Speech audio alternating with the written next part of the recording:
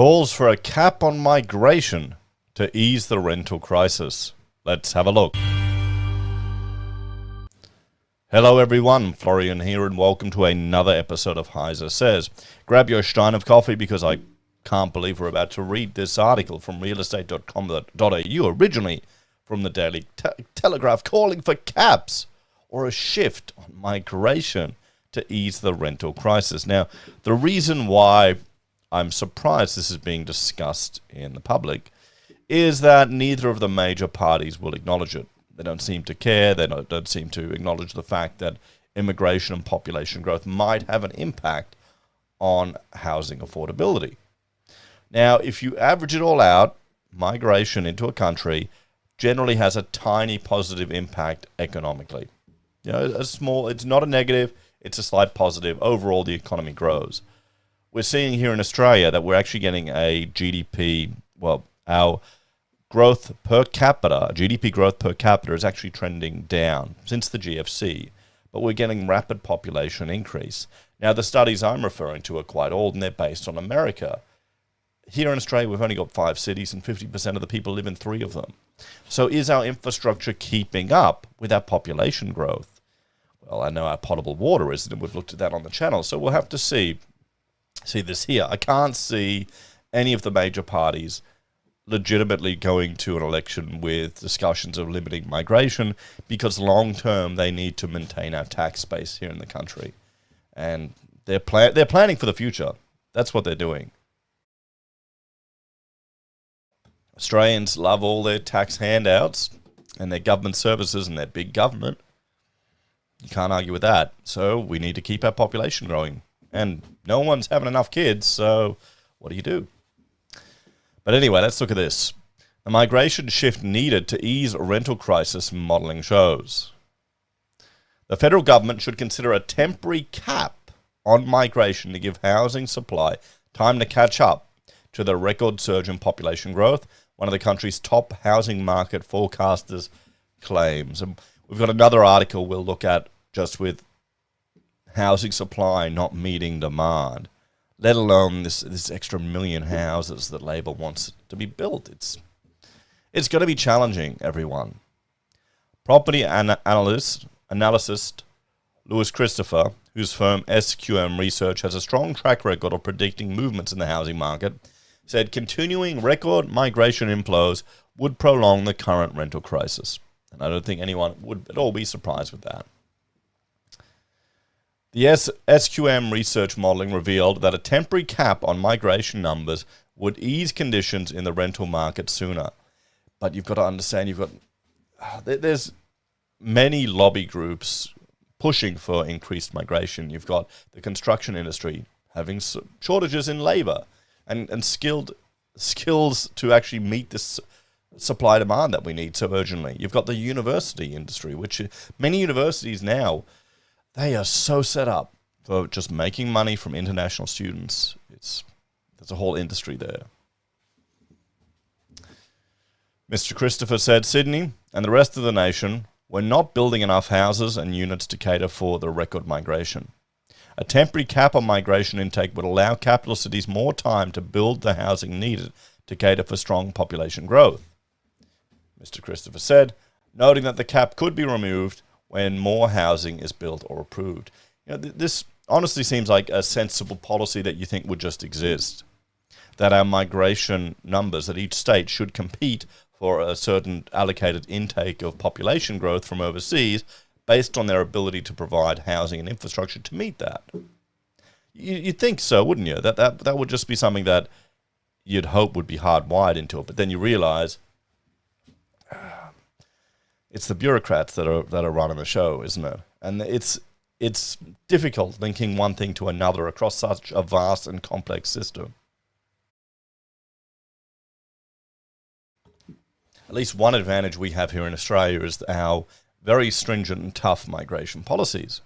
We don't have the challenges of many of the European countries here. To get into Australia, you generally have to be reasonably skilled.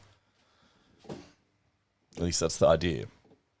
He pointed to recent building figures showing the country had about 160,000 builds in the pipeline between 24 and 29, well short of the 240,000 dwellings needed to account for population growth.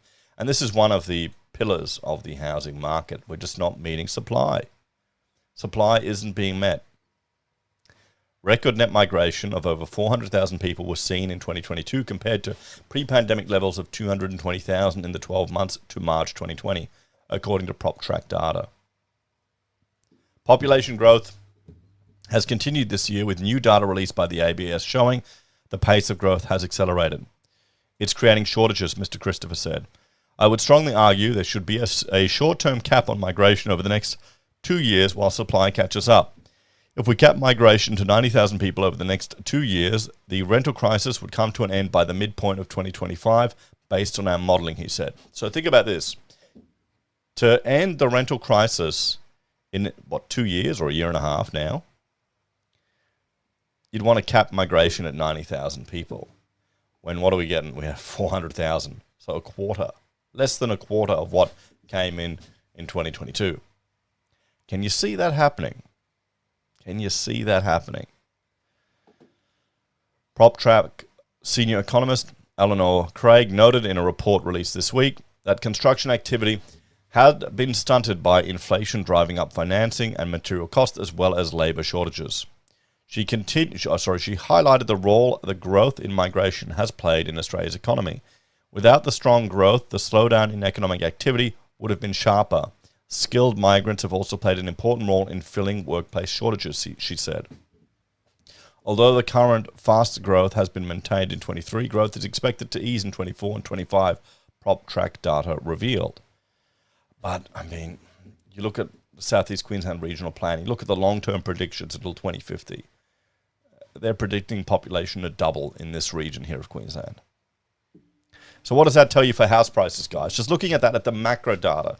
Forget wages, forget interest rates, forget all of that. Just look at macro data. They're not releasing that much land because they want to maintain food production capacity. What do you think that's going to do to house prices over the next 20, 30 years in Brisbane? People are still going to want to move to Australia. As I said, it's a nice, boring, safe country. She said solutions to the housing crisis are multi-pronged. Challenges for developers and planning rules are key impediments for growing supply, she said. Making use of underutilized space in existing homes is another way to address housing supply, she suggested. What? Okay. A combination of fast-track new supply of more of the right type of homes built where people want to live and policies that encourage better use of existing homes can help ease supply constraints, she said. I mean, yeah, okay, that sounds nice. It really does sound nice, but that's all it does. It sounds nice. So let's have a chat about this one, guys.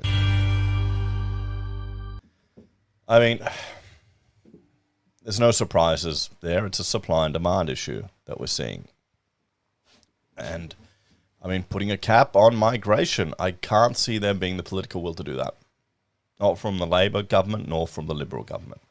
There's going to be too many bodies lobbying to ensure that migration levels are maintained as they are. You've got the whole university sector that's got a vested interest in maintaining that. You've got the real estate industry that wants to keep that demand for their property.